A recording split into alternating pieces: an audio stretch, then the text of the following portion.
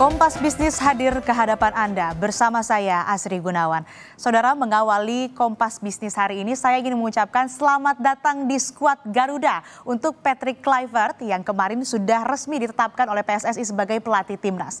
Kurang dari 3 bulan saudara, Timnas Indonesia akan menghadapi pertandingan kualifikasi Piala Dunia Zona Asia. Ini adalah tantangan terdekat Kluivert sebagai pelatih utama Timnas. Putaran ketiga kualifikasi Piala Dunia 2026, Indonesia akan menghadapi Australia, Bahrain, Tiongkok, dan Jepang. Melawan Australia dan Bahrain pada Maret 2025 akan menjadi pertandingan yang krusial. Ini bukan mimpi lagi. Peluang Timnas menuju Piala Dunia masih ada, masih sangat berpeluang. Ayo Indonesia, ini momentumnya Timnas. Rasanya sih gemes ya, deg-degan. Seseru itu emang kalau ngomongin atau ngebayangin match Timnas. Nah, selama masa kontrak ini akan ada 4 kejuaraan yang diampu oleh Kluivert, yaitu laga putaran ketiga kualifikasi Piala Dunia 2026, kemudian SEA Games, kemudian ada kualifikasi Piala Asia U23 2026 dan Piala Asia 2027. Bola dan Timnas adalah pemersatu bangsa. Nggak cuma itu, ada banyak berkah ekonomi di balik sebuah pertandingan sepak bola. Kita lihat ke data selanjutnya. Animo, ekspektasi, kebanggaan, perjuangan, sampai air mata adalah nyawa sepak bola Indonesia ketika sudah menyebut-nyebut soal Timnas. Tetapi di balik pertandingan yang bikin berdebar, ada putaran ekonomi. Banyak juga nih yang bertanya-tanya bagaimana memonetisasi bola.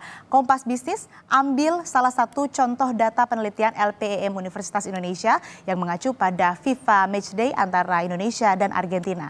Untuk penjualan tiket ini diperkirakan mencapai 75,4 miliar rupiah. Ini termasuk kelas VIP, kelas 1 sampai kelas 3. Lalu penjualan merchandise saudara, ini sebesar 17,67 miliar rupiah. Salah satunya dari penjualan jersey, ada lagi sponsor untuk PSSI dan untuk pemasangan iklan di sekitar stadion selama pertandingan dengan nilai 157,43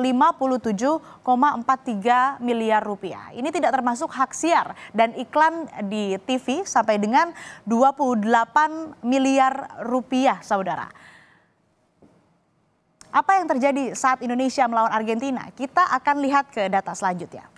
Sebuah pertandingan bola Timnas ini akan menjadi magnet antusiasme masyarakat Indonesia. Dampaknya nggak kecil. Kami masih pakai data LPM UI. Penciptaan output saat melawan Argentina itu totalnya 965 miliar rupiah. Penciptaan terhadap PDB-nya adalah 495 miliar rupiah. Kemudian pendapatan rumah tangga ini mencapai 188 miliar rupiah. Kemudian pajak tidak langsung yang diperoleh ataupun ini sumbangan pajak tidak langsung yang diperoleh ini tidak ataupun juga mencapai 28 miliar rupiah. Bukan cuma itu saudara, bola juga menciptakan lapangan pekerjaan. Saat itu 5.719 orang terlibat atau memiliki penghasilan. Ini baru pertandingan persahabatan. Bagaimana kalau ini adalah sebuah pertandingan untuk mengejar posisi tertentu? Antusiasmenya pasti tidak akan kalah besar. Lalu siapa Kluivert? Berapa penghasilannya? Kita lihat data berikutnya. Selama ini saudara, PSSI selalu menutup rapat rincian besaran gaji pelatihnya. Shin Tae-yong pun tidak ada data terbuka yang menyatakan berapa gajinya. Hanya ada hitung-hitungan estimasi. Yang pasti Kluivert ini dikontak oleh PSSI atau dikontrak oleh PSSI sejak tahun 2025 sampai tahun 2027. Sebelumnya saudara, pelatih kepala Adana Demirspor ini yang masa kontraknya dari 1 Juli sampai dengan 1 Juli 2023 sampai dengan 4 Desember 2023. Kemudian juga ada pelatih interim Karakau dari tanggal 14 Mei 2021 sampai dengan 31 Oktober 2021. Kalau CV lumayan singkat-singkat ya masa kerja Kluivert ini, tapi kan Erick Thohir ini bilang kasih kesempatan dulu. Tetapi apakah menjadi sebuah kultur di Indonesia membicarakan gaji adalah hal yang tabu? Berbeda dengan di Eropa yang terbuka. Nanti kita akan tanya pelatih, lalu siapa pemain Indonesia yang memiliki nilai pasar tertinggi? Kita lihat lagi data berikutnya saudara. Apa yang membuat seorang pemain atau pelatih memiliki nilai pasar yang mahal? Apakah dari jumlah gol yang berhasil dicetak atau apakah dari klub mana mereka berasal atau juga Adakah kriteria-kriteria maupun standar khusus? Nah, Kompas Bisnis nanti akan bertanya langsung ke pengamat sepak bola. Fokus pengembangan potensi pemain lokal dan menjadikannya jantung timnas Indonesia. Itulah komitmen Patrick Kluivert. Lalu bagaimana potensi industri sepak bola dan bagaimana cara memonetisasinya? Usai jeda, Kompas Bisnis akan mengulasnya bersama pengamat sepak bola Haris Pardede. Tetaplah bersama kami.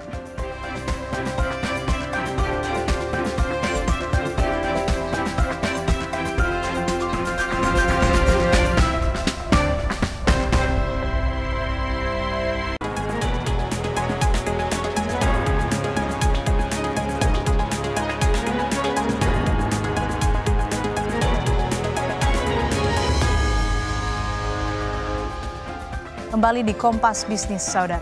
Pelatih baru Timnas, Patrick Kluivert menyebut fans Timnas Indonesia sangat bergairah dan penuh semangat.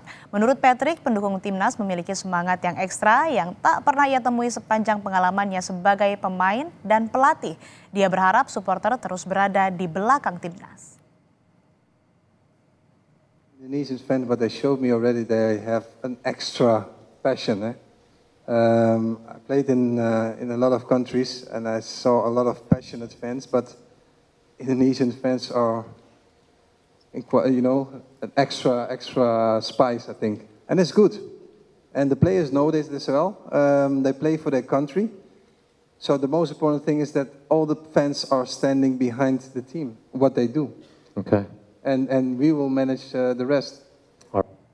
Patrick Kluivert bilang akan memberi kesempatan pemain-pemain lokal berkualitas untuk masuk timnas. Menurut Kluivert, pemain lokal sama pentingnya dengan pemain diaspora yang banyak bermain di luar negeri.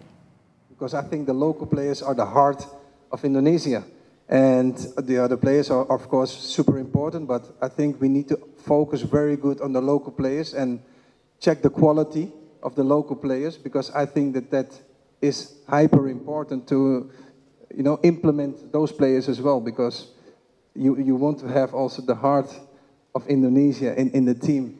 The quality for me is the most important thing, of course, but yes, in a few weeks I will come back and I'm going to check the local players for sure. Well, we go with all to the same goal. So the local players and the diaspora players, they need to form one block, one team, and the local players are even as important as the players that come from abroad. Fokus mengembangkan potensi pemain lokal dan menjadikannya jantung timnas Indonesia. Itulah komitmen Patrick Kluivert. Sepak bola bukan sekedar olahraga, namun juga soal identitas nasional, kebanggaan, pemersatu, sekaligus industri dengan nilai fantastis. Lebih lengkap soal industri sepak bola, sudah bergabung pengamat sepak bola Haris Pardede. Selamat pagi Mas Haris, apa kabar? Selamat pagi Mbak Asri dan juga pemirsa Kompas TV, apa kabar baik? Mas Haris, ini kan Patrick Kluivert bilang akan memaksimalkan pemain lokal. Menurut Anda, bagaimana cara Kluivert ini memaksimalkan pemain lokal sehingga harganya ataupun juga harga pasarnya ini naik? Ya, kalau kita mau bicara secara teknikal ya, sebenarnya pernyataan ini agak sedikit kontradiktif ya, karena sebenarnya Patrick Kluivert ini kan dihadirkan di tim nasional kita untuk mengakomodir ya backbone tim nasional kita yang banyak dihuni oleh para pemain diaspora atau pemain keturunan Belanda. Tapi kita juga atau kita semua menghargai statement yang saya pikir sangat positif bahwa Patrick Kluivert ini tidak juga menyampingkan adanya para pemain lokal ini dengan mengatakan sesuatu yang bagus ya. Artinya they are the hearts of the team. Ya, ini bagus sekali. Dan kalau dikatakan ingin meningkatkan kualitas pemain lokal, sebenarnya bukan di timnas, tapi di liga.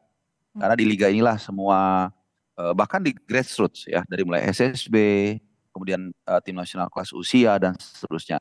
Jadi dari sinilah baru nanti akan tercipta para pemain yang bukan hanya punya kualitas secara teknikal, tapi juga secara attitude dan bahkan bisa punya nilai komersial. Dan itulah yang sebenarnya sudah terjadi saat ini. Ya, kita lihat bagaimana salah seorang pemain begitu dia masuk ke tim nasional itu nilai marketnya langsung melambung tinggi, melambung dalam arti secara nilai buku maupun juga secara komersial, ya langsung main iklan dan lain-lain. Jadi saya pikir ada sedikit disparitas dari pernyataan Kluivert tersebut, tapi saya menghargai karena dia ingin menciptakan suatu kondisivitas yang bagus ketika dia masuk ke tim nasional.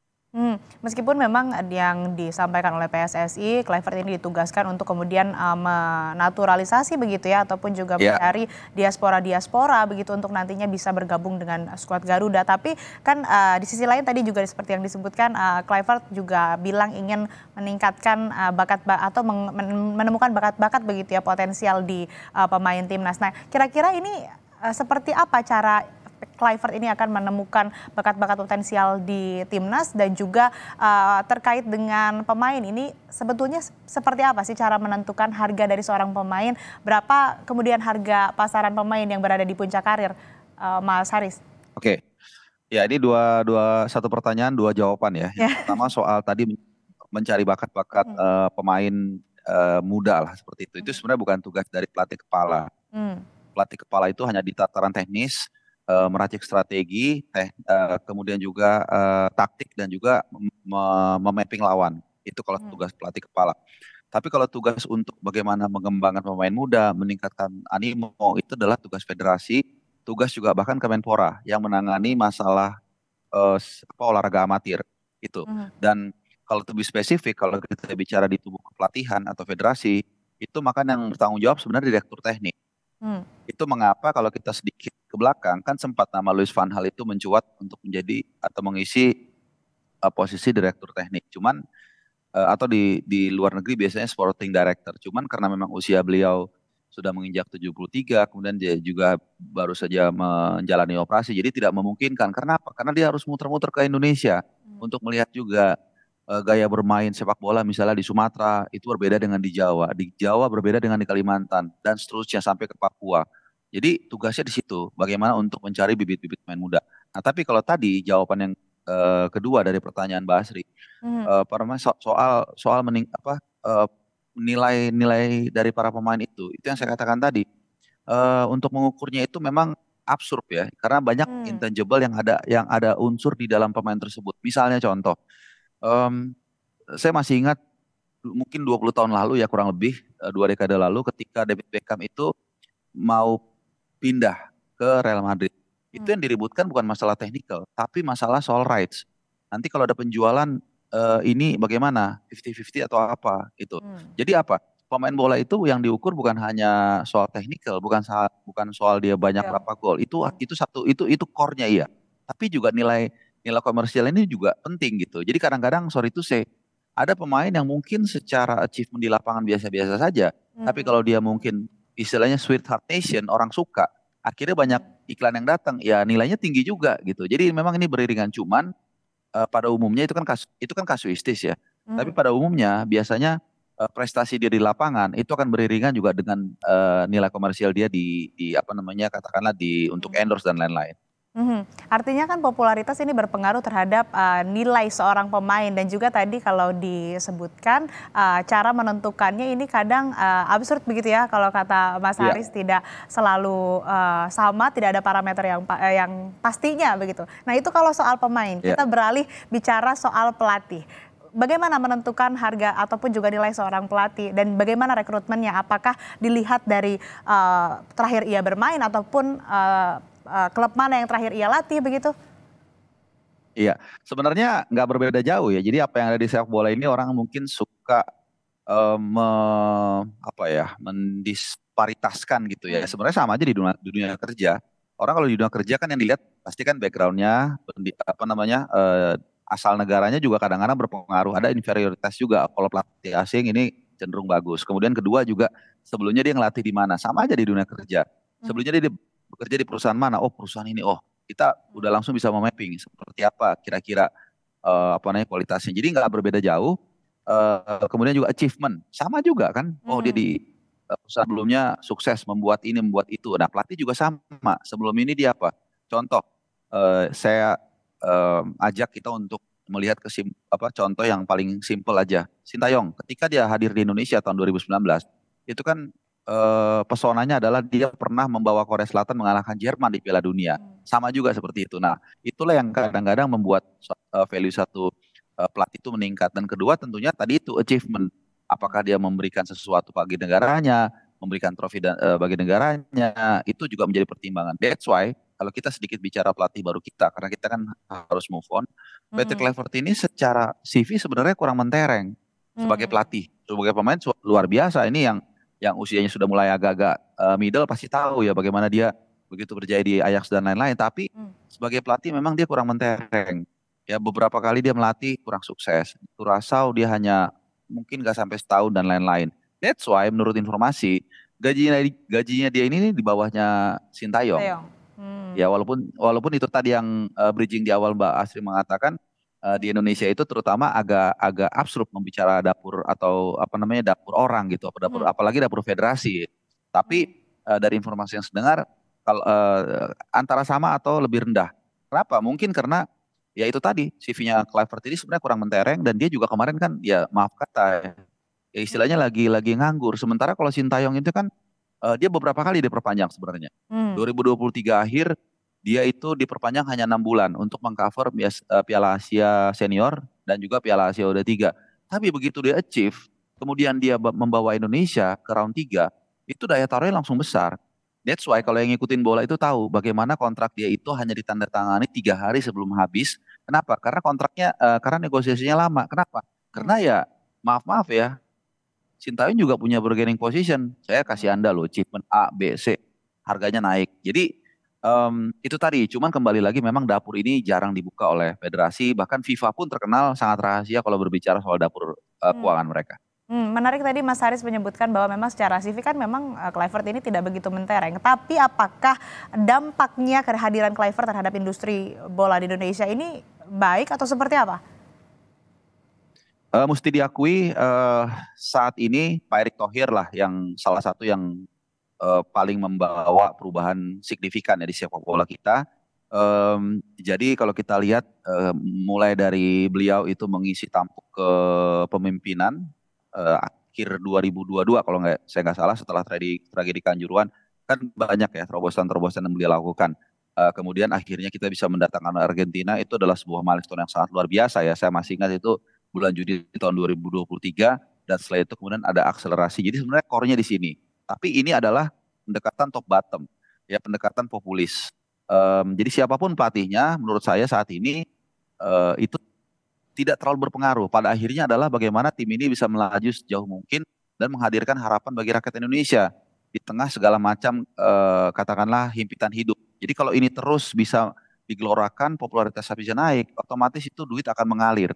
Ya kita lihat misalnya contoh tiket pertandingan dari mulai begitu masuk ke kualifikasi round 3 itu sudah naik. Bahkan 2 pertandingan terakhir Jepang lawan Australia itu dinaikin lagi sedikit. Tapi apa ya yang terjadi? Kita lihat tetap full house. Jadi Hmm. kuncinya di sini. Kalau kita berprestasi, kalau itu bisa menghadirkan mimpi, apalagi kalau kita tembus ke Piala Dunia, wah ini market value-nya luar biasa. Jadi terlepas dari siapapun pelatih yang mengisi membesut tim nasional kita.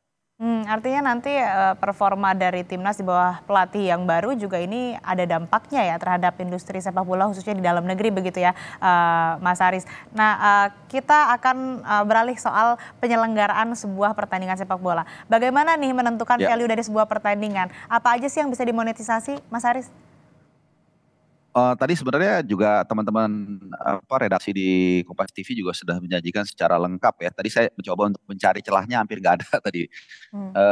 Apa namanya? Semua disajikan dengan baik, bahkan juga multiplier efeknya juga disajikan di sana. Mhm. Jadi ya tadi sudah dipaparkan ya bagaimana misalnya dari tiket pertandingan, Hmm. kemudian dari e-board di pinggir lapangan, dari sponsorship secara personal ke tim nasional langsung, belum lagi tadi saya nggak tahu udah sebut hak siar atau belum, Hmm. penyediaan booth dan lain-lain dan merchandise. Nah, merchandise ini saya mau sedikit cerita aja dari pengalaman saya karena saya kebetulan fans Arsenal yang baru dikalahkan MU semalam.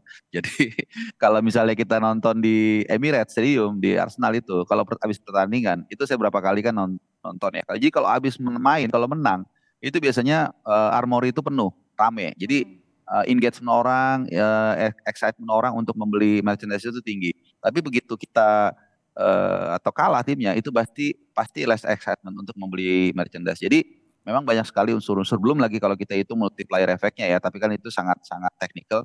Ini sangat luar biasa. Jadi intinya semakin jauh tim nasional ini melangkah, semakin tinggi competitiveness yang ada, itu tentunya value-nya semakin tinggi. Baik. Baik, dengan dampak besar yang dibawa oleh performa dari timnas nantinya terhadap perkembangan industri sepak bola khususnya di dalam negeri, ini tentu kita harus mendukung dengan maksimal. Kita tunggu bagaimana performa mereka khususnya yang terdekat nanti babak kualifikasi Piala Dunia 2026 yang terdekat pada bulan Maret. Terima kasih Mas Haris Pardede, pengamat sepak bola telah bergabung bersama kami di Kompas Bisnis. Sehat selalu.